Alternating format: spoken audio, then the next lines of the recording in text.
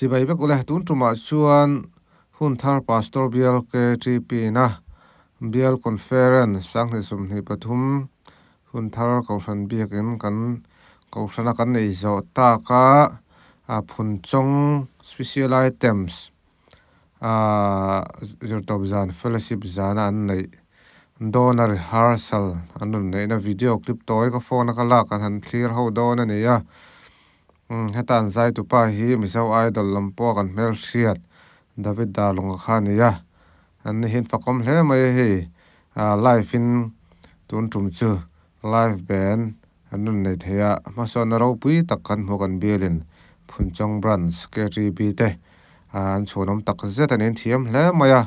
video kan video te top thing lo sak ula kan channel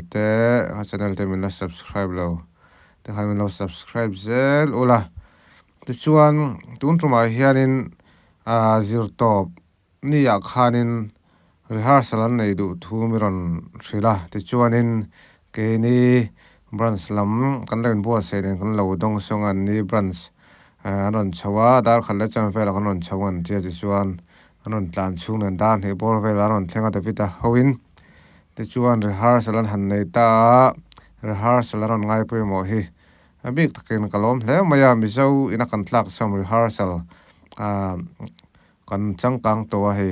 kum sang nei som ni pathum le har chu me chon rehearsal ngai pui mo na chang te kan threto alomom hle mai ti chuan kan theng to kin kan lovin buai puya rehearsal po thatak in an nei theya David upon kan sound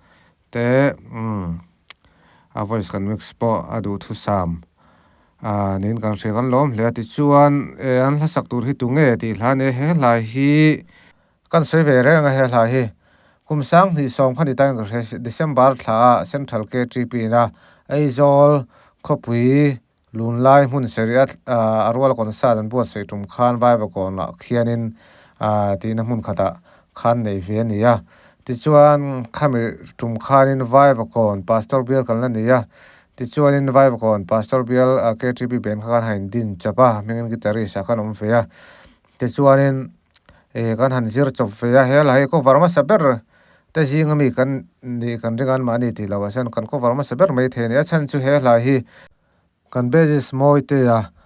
zozam studio tholai khan ya zozam studio khan ina de mo hin thunin ka hria ti chuan moi te khan alba tho so thla thar hin ala sin an te ti han ngai thana an ti khom maya saksin tur ni hi kan te kan zir chop khan ya anga ne ka du ve ka te ala hi kan la mp3 anga phei chuanin ani masa top 5 ka mai the nian mani ben ti lawa chun chu tiang khop chuanin mi sanga chuanin he la hi angai thlama sa pol kani ti la asoi sol lawang ti chuanin khang hun lai khan CD pen drive chom thoma se ma ro chu CD khan da tain kan right chu ka ti chung kan hon ve kha ne anal kan ti hlam em awang khan kan han zir chapa ka han sa ve thor khan ya alung len thak maya kan sui chok ve mai ni chu rei lo nan du tok khat mai o video te top thleng kan en don ya